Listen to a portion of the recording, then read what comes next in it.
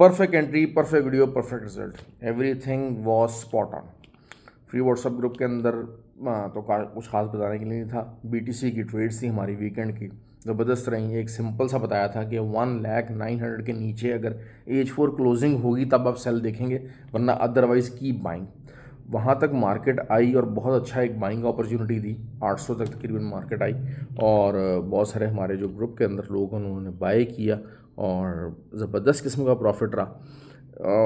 जो है वो एक अच्छा जो है वो ट्रेंड अपवर्ड है, लेकिन वो यही चीज़ है कि मार्केट जो है वो 1,02,000 से बार बार रिजेक्ट हो रही है बीटीसी की।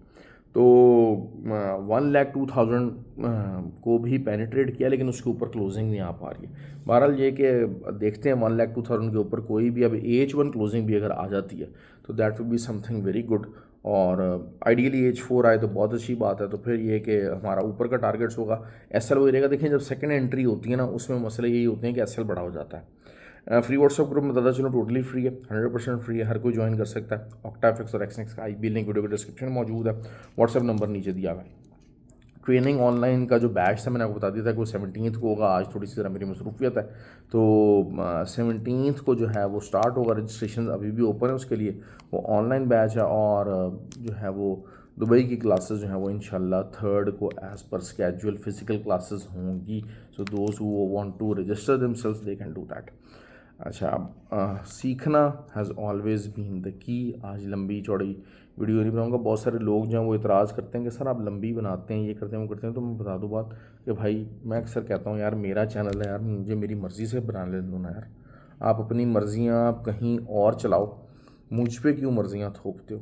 आपको नहीं समझ आ रही, आपको नहीं देखना, आप मत देखो। आपको जहाँ बेहतर गाइडेंस मिलती है, जहाँ ज़्यादा अच्छा समझ आता है, आप वो चीज़ें देख लो। ठीक हो गया। फिर मुझे कहते हैं जी सीक्वेंस के अंदर क्या करें। देखिए, सीक्वेंस के लिए जो एक होता है ना रटा रटाया एक सेगमेंट है, या फिर ये कि आपने कहीं और से कोई अपना स्क्रिप्ट चोरी किया हुआ है और उसको आपने कॉपी करना है, तो वो तो फिर आप रटा रटाया चल सकता है। मैं तो भाई चार्ट देखा, लेवल्स निकाले और उसको एक्सप्लेन कर दिया। रीज़न भी दे देता हूँ, लेवल्स भी दे देता हूँ, कंडीशंस भी बता देता हूँ। क्यों? क्योंकि ट्रेड हमेशा कंडीशनल होती है। क्यों? क्योंकि कंडीशनल क्यों होगी? Trade is all about probability. आपको कभी भी विदाउट प्रोबेबिलिटी ट्रेड नहीं करनी है। प्रोबेबिलिटी क्या है कि अच्छा जी, मेरी ये कंडीशन पूरी होगी, ये हो जाएगा। मेरा जो है वो स्ट्रक्चर यहाँ पर क्लोजिंग आएगी तो ये हो जाएगा। फिर मेरा जो कोई ऐसा इंडिकेटर है जिसको आप बहुत ज़्यादा पसंद करते हैं, ऑल्दो के इंडिकेटर्स जो हैं वो थोड़ा सा ज़रा लैकिंग हो जाते हैं, तो लेकिन ये कि अगर कोई इंडिकेटर है वो जब इस तरफ आएगा तब मेरी प्रोबेबिलिटी पूरी हो जाएगी और फिर मैं ट्रेड लूँगा। तो प्रोबेबिलिटी के बगैर तो भाई ट्रेड नहीं है। और हम चूँकि ये जो मार्केट प्रेडिक्शन कर रहे हैं, तो प्रेडिक्शन के साथ अगर विदाउट प्रोबेबिलिटी में अगर आपको बताऊंगा चीज़ें, अब उसमें ये होता है कि जो कुछ लोगों को जिनको समझ नहीं आ रही थी चीज़ें ना, जो बिल्कुल न्यू कमर्स हैं, बिगिनर्स हैं, उनको ये प्रोबेबिलिटी वाला मामला समझ नहीं आ रहा था और वो उलझ रहे होते हैं। अब जो फ्री व्हाट्सअप ग्रुप के अंदर आ गए हैं, बहुत सारे लोग हैं, उनकी लर्निंग जारी है। फ्री व्हाट्सअप ग्रुप जारी बात है, खाली सिग्नल ग्रुप तो है नहीं, पूरा एक टीम ग्रुप है जिसमें लोग आपके साथ एंगेज्ड हैं, हर चीज़ हैं, आपको नॉलेज शेयर हो रही है। तो उसके अंदर प्रोबेबिलिटीज़ भी आपको समझ आनी शुरू होती हैं, आपकी एक लर्निंग हो जाती है। जो खाली सिग्नल ग्रुप है ना, उसके अंदर है भाई, आज ये कर दिया, आज ऐसे कर दिया, वैसे कर दिया, यूं कर लो, वो कर लो, ये सारा जनाब जो है ना वो बस एक मैसअप हुआ होता है चीज़ें। खैर बहरहाल, जो है वो गोल्ड की बात कर लेते हैं। गोल्ड बेरिश है और बहुत सारे लोग यहाँ से बाय एक्सपेक्ट कर रहे हैं।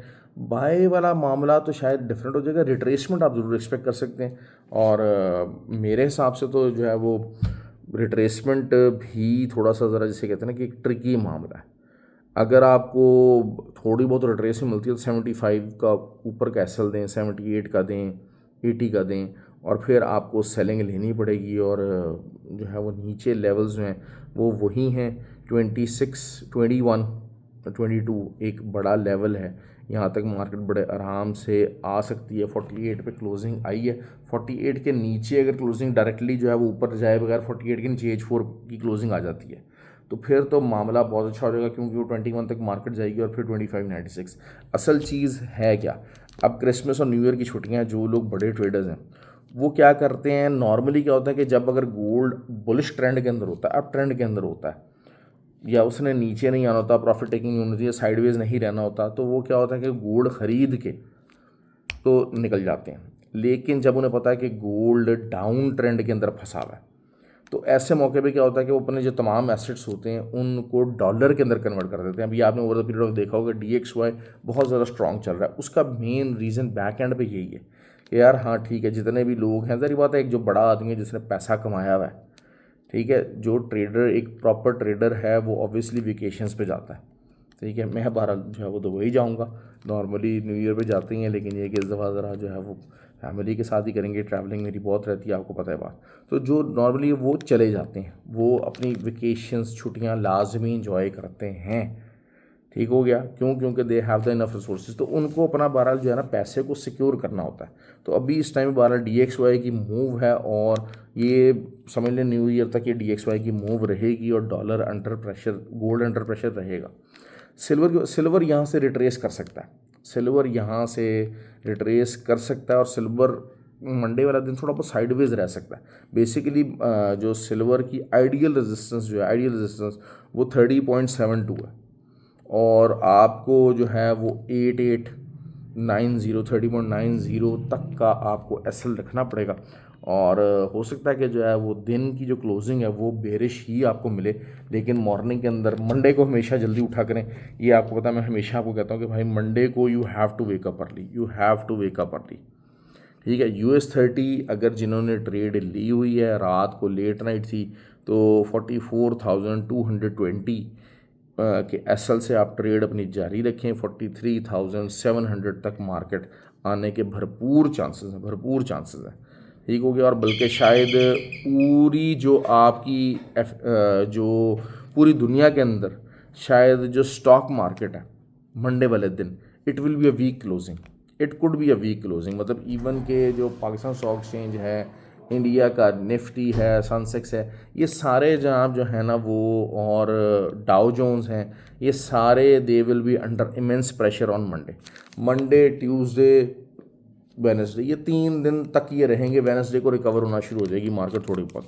तो इस चीज़ को देख लीजिएगा, अच्छी ट्रेड आपको, बहुत अच्छी और लंबी ट्रेड जो है वो US30 की मिल सकती है। अर्ली मॉर्निंग अगर आप ट्रेड में बैठ जाएंगे तो that could give you a very very good results. अच्छा, ऑयल की बात कर लेते हैं। ऑयल वही है कि ऑयल का आइडियली जो है वो 71.5 के ऊपर आके रेजिस्टेंस देखिए, वहाँ से एक रिट्रेसमेंट सेल ज़रूर निकलेगी। एक आइडियल रेजिस्टेंस 71.25 है, और वहाँ से आपको निकलेगी, अदरवाइज़ मार्केट ऊपर तक जा रही है। हम लोग नीचे से बाय में मैंने आपको बिठाया हुआ है, 69 के लेवल से बाय में बिठाया हुआ है। तो लेट्स सी, क्योंकि साइडवेज चैनल के अंदर फंसी हुई है, तो साइडवेज यही है। लेकिन यही बात है कि 70 के ऊपर 71.2, 72.5, these are the ideal selling areas, ideal selling areas हैं। क्यों? क्योंकि यहाँ से 400-500 पिप्स की ट्रेड निकल सकती है। 400-500 पिप्स का मतलब क्या है? $4-5, 67, 68, अगर 71.5 भी जाती है तो 67, 68 तक 300-400, 300, 350 पिप्स बन जाएंगे। तो that could be a very very ideal trade. लेकिन ऑयल स्लो रहेगा ऑब्वियसली, जो है वो दिसंबर ऑयल के लिए ज़रा स्लो रहता है, बहुत मूवमेंट रहती है, अनलेस अनटिल कि कोई पॉलिसी न्यूज़ ना हो। Fundamentals are very important, fundamentals को मैं हमेशा फोकस करता हूँ। और क्यों? क्योंकि ट्रेडर 3 चीज़ें मिलके बनते हैं, technical analysis, fundamental analysis, psychological analysis. और उससे पहले एक और चीज़ है, एक फ़ेज़ 1 क्रिएट किया है मैंने, जो मैं अक्सर ट्रेडिंग के अंदर आपको सिखाता भी हूँ कि भाई देयर इज़ अ फ़ेज़ 1। इन 3 चीज़ों के अलावा एक फ़ेज़ 1 है। फ़ेज़ 1 है dos and don'ts of trade. आप मतलब आप जितने मर्ज़ी ये तीनों एनालिसिस के अंदर बेहतरीन हो जाएं, वो जो डूज़ हैं वो आप करेंगे नहीं, और डोंट्स को आप छोड़ेंगे नहीं, तब तक आप प्रॉफिटेबल ट्रेडर नहीं होंगे। क्यों? क्योंकि बेसिक स्टार्ट के अंदर गलती हो जाएगी, तो फिर उस गलती को आप गलती से कवर करने की कोशिश करते चले जाएंगे, और वो कभी भी जो है वो सही नहीं होगी। ओके जी, ख्याल रखें अपना। Thank you very much, and have a good day.